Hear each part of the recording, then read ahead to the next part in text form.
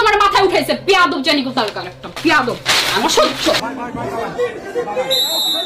6 লক্ষ টাকার বিমানের টিকিটের মূল্য পরিশোধ করেননি তৌহিদ আফ্রিদি। যাত্রী করে এভাবেই বিদেশে ট্যুর দিত আফ্রিদি। গাড়ি কেনার পর এবার বিমানের টিকিটের কেলেঙ্কারি ফাঁস হয়েছে তৌহিদ আফ্রিদির, যা জানিয়েছেন সাংবাদিক নাজমুস সাকিব। 6 লক্ষ টাকা তৌহিদ আফ্রিদির কাছে পাওনা এখনও একটি ট্রাভেল এজেন্সির। 1 বছর ধরে আফ্রিদি টাকা না দিয়ে তাদেরকে ঘোরাচ্ছে।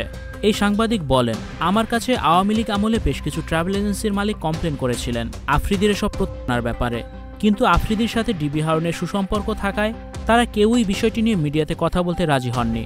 অবশেষে আফ্রিদি গ্রেপ্তার হওয়ার পর ভুক্তভোগী একজন ট্রাভেল এজেন্সির মালিক আমাকে অনুমতি দিয়েছেন আফ্রিদির এই বাড়িটি জনসম্মুখে এক্সপোজ করতে। ঘটনাটি ঘটেছে প্রায় 14 মাস পূর্বে। তৌহিদ আফ্রিদি NEC ট্রাভেলস নামের একটি ট্রাভেল এজেন্সির মাধ্যমে নিজের জন্য Dhaka to London two Dhaka রুটের একটি বিজনেস ক্লাসের টিকিট বুকিং দেন। টিকিটের মূল্য ছিল 5,70,000 টাকা।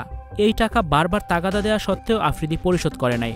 আওয়ামী আমলে আফ্রিদি ও আফ্রিদির বাবার কাছে এ ধরনের ট্রাভেল এজেন্সির মালিকেরা পাওনা টাকা চাইতে গিয়ে হেনস্থার শিকার হয়েছেন। শুধু ট্রাভেল এজেন্সির মালিকেরাই নয়, যে কোনো পাওনাদারদের সাথেই তারা খারাপ ব্যবহার করত এবং টাকা চাইলে ডিবি হারুনের ভয় দেখাতো।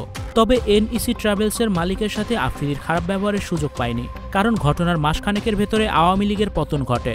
পাওনাদারকে নানান টালবাহানা করে টাকা পরিশোধের ইন্টেনশনালি বিলম্ব করতে থাকে আফ্রিদি, যা তার সাথে এই প্রতিষ্ঠানের মালিকের টেক্সচুয়াল কনভারসেশন লক্ষ্য করলেই বোঝা যাচ্ছে। এরকম বহু পাওনাদারদের পাওনা টাকা পরিশোধ না করেই জেলে গিয়েছেন মহাবার নাসিরুদ্দিন সাথী এবং তার ছেলে Touhid Afridi. Icon focus 24 TV powered by 4D Fourth Dimension।